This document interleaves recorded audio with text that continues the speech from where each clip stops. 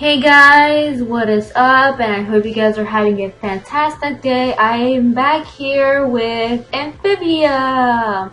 It's been a year since Amphibia came to an end with the series finale, The Hardest Thing.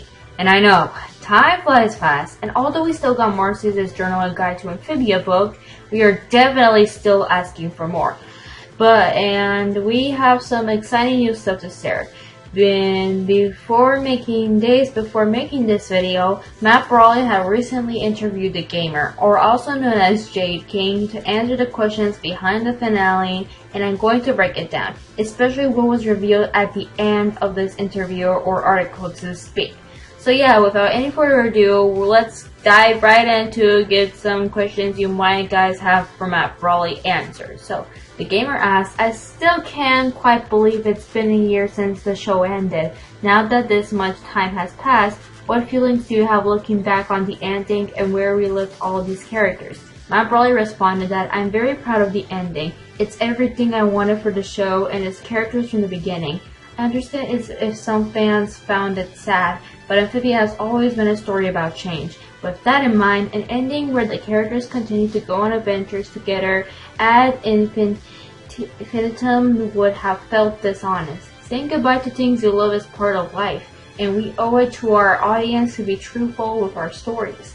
Plus, from my point of view, the ending is very sweet. Seeing Anne, Sasha, and Marcy reunite off after all those years never fails to melt my heart.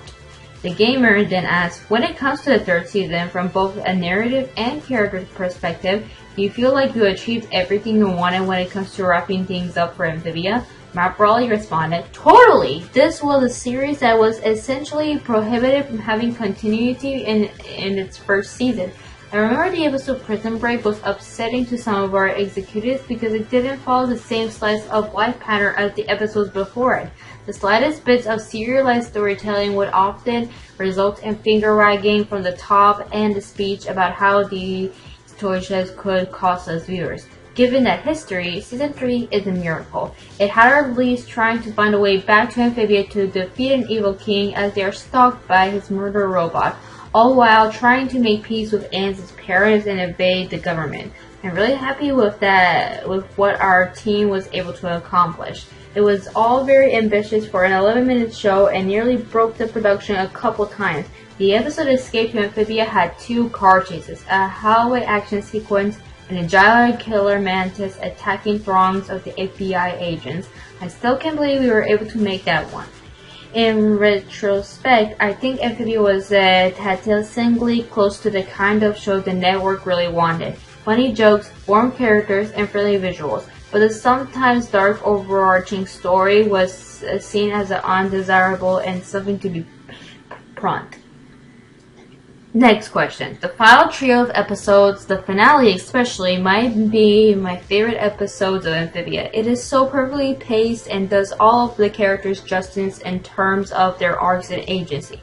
I recall you saying the same about it and would love to hear about why. And Matt Brawley responded, in terms of pacing, I think the reason it works well is that we rode with a 90-minute movie format in mind. The human brain is very fond of the 90-minute runtime. It feels like a full meal without overstaying its welcome. Beginning of the end is your first act. It has your setup, 50 minutes or so. All in is your act 2 and is the meat of the story and the bulk of the physical action. 45 minutes, give or take. The hardest thing is the final climax and resolution, 30 minutes. There's something about Amphibia's story that I don't think I've ever had the guts to say, but I'll say it now. It is many ways to break up story. This kind of subtext really helps certain finale sequences hit like a truck. For example, the space battle and the hardest thing is such a powerful moment for Anne, Sasha, and Marcy because it's their last dance together. Even though the sequence is unquestionably triumphant and joyous, there's something beautifully sad underneath the surface as well. The real gift of the adventure was to let the three of them fully understand one another and see each other truly for the first time, which in turn lets them bravely go their separate ways.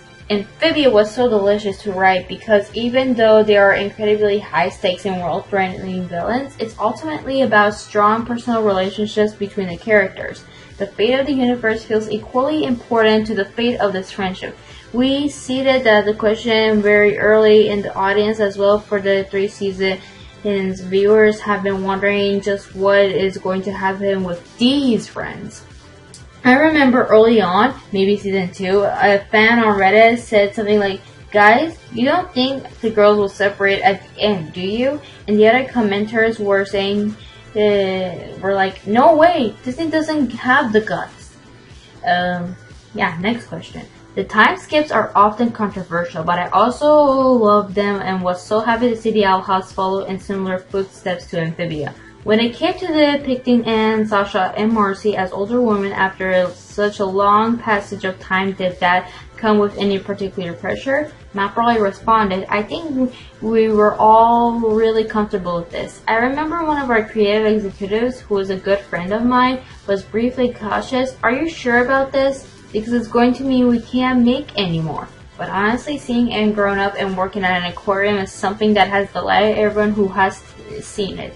It just feels so right, and it'd be insane to have not gone through with this. I will say it was important for us that each girl felt confident, self-assured, and very supportive of one another in the end. The gamer for the next question asks, there are also many references in the final episode from Zelda to Gunbuster.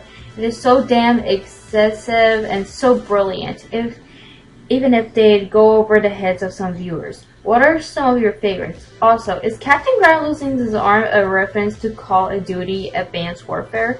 I have never played a Call of Duty Advanced Warfare, so unfortunately that's a no. Editors know, like, both characters are played by Troy Baker, so it's a wild coincidence to dismember both. For the finale, I would say the biggest influences were take deep intake of breath. Magic Knight Rider, Gunbuster, Diebuster, Shin Getter, Robo Armageddon, Sonic Adventure 2, Mobile Suit, Gundam Charges, Counter Attack, Powerpuff Girls, Dragon Ball Z, Majora's Mask, and Madoka Magica. And the show was really a wonderful opportunity to smash all these cool things together like some mad scientists in a lab. Next question. One thing I've noticed with female heroines in recent years is the theme of self-sacrifice and a lack of worth in who they are as people and what they're capable of. And I've seen it with Anne, Adora, Luz, and so many others. Why does this show resonate with you, especially in the realm of animation? Matt Brawley said, I think a lot of artists struggle with self-worth, so it's an easy thing to project on our characters. I also think the idea of empathy as an important, valuable quality is something that is thankfully becoming more popular in fiction. Many artists/creatives tend to be unique as well and have trouble asserting themselves or speaking out when they're struggling or unhappy. So once again, I think it's an easy quality to pass on to our heroes. In writing these characters, we are communicating that. Yes, these feelings are real and worthy of addressing. Next question. We touched on shipping before in the fandom and how some might react to the third season. And aside from some gay lizards and some other cute included things went as expected, have things calmed down since? Honestly, from Matt Brawley, I think the fans were mature and respectful about our choice not to create any official romantic pairings between the 3 human leads. Better still, they've all been very supportive of one another's headcanons and personal ships. So hey, I'm proud of you guys.